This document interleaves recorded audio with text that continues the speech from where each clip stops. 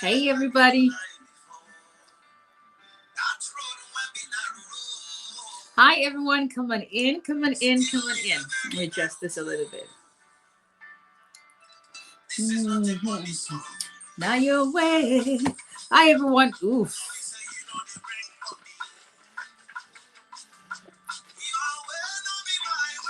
I've talked too much today. Hi, everyone. Come on in, come on in, come on in. Say hello when you come on. I hope you're having a good day so far. Come on in, say hello. When you're here, drop me a comment, ask your question. You only get general response, but sometimes that's all somebody needs. It's been a long day. Hope your day has been going well. Let's talk immigration.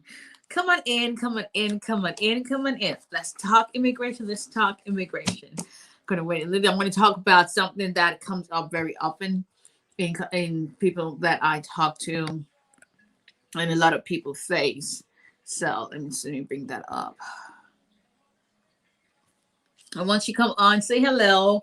If you haven't subscribed to a YouTube channel, please do so. It's LA Law Firm LLC, I think. And we're also on Instagram and TikTok. I'm everywhere, people.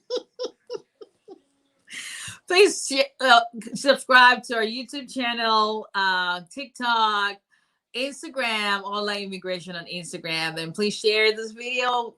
I do really sincerely appreciate everybody supporting and sharing the good immigration. Listen, immigrants are about to take over the whole world.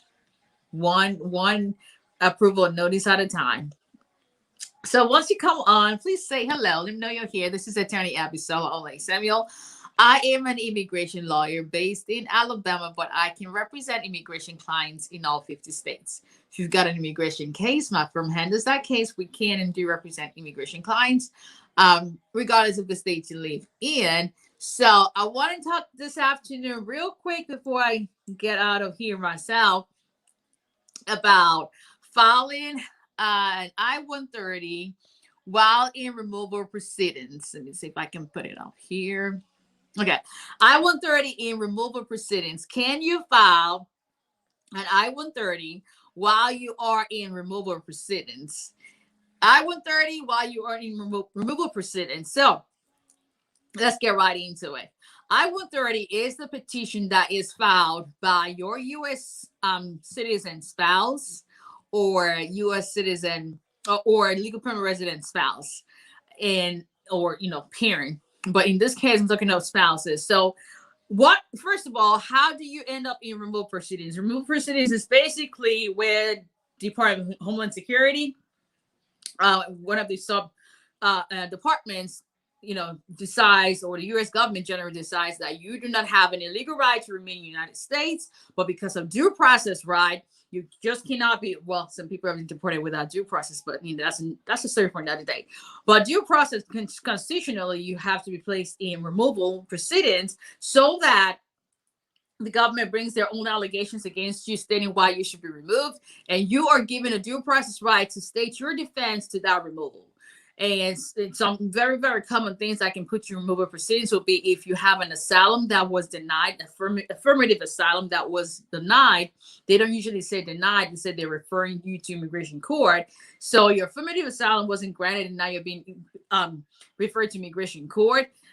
You have a denied 485, or you have a spouse where your spouse had filed an I-130 for you affirmatively, and now they revoked their petition, and you guys got divorced, and your 45 was denied. You don't have any other basis to stay in the country. Then they refer you to immigration court.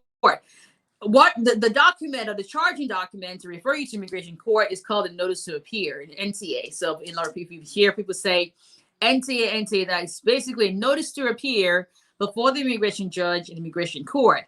And like any other adversarial proceeding in the United States, you as the respondent, because the U.S. government is the plaintiff, you're the respondent. You as a respondent, you have a right to present a defense to your removal in immigration court. that's where the I-130 comes into place. So how do you use an I-130? So can you file an I-130 in removal proceedings? I-130 basically means that now you have a bona fide marriage, and your spouse is going to is not going to file or has filed an I-130 on your behalf. And on that, based on that, if that is granted, then that will be your defense. So can you file an I-130 while you already are in removal proceedings? Short answer, yes.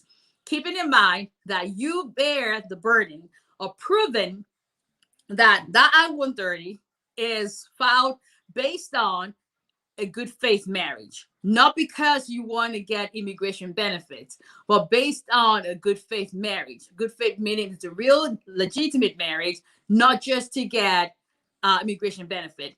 So what happens is this: if you once you are in immigration court, you will get, there's a massive count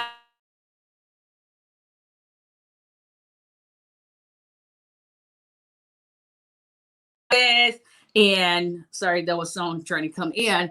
The court reads you what you're being charged with, and you're notified, basically notified of what your charges are, and you then get to tell the court what your defense, your removal is. At that time, you can tell the court, hey, I'm now legally married, my spouse is initiated, or my spouse has initiated the I-130, and we'll ask the court to stay the proceedings, let USCIS adjudicate that I-130, and if it's approved, then you go back to court, ask the judge to terminate your proceedings, because now you have a basis to adjust your status, and you adjust status in court.